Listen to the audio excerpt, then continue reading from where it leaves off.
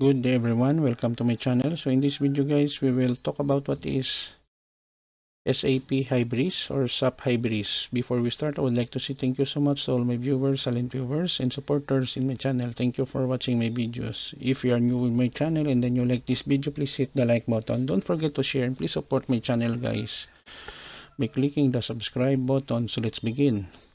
What is SAP Hybris?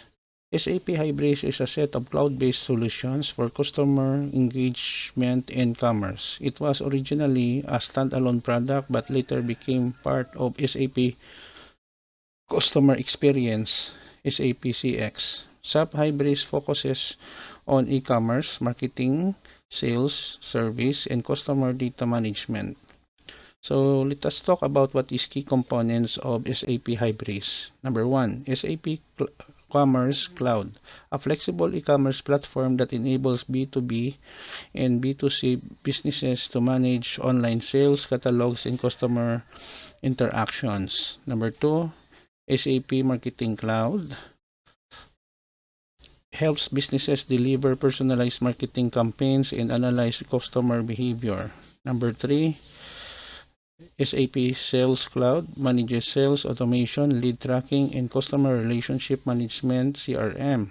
Number 4, SAP Service Cloud supports customer service operations including AI-driven chatbots and ticket management. Number 5, SAP Customer Data Cloud manages customer identities, consent, and data privacy.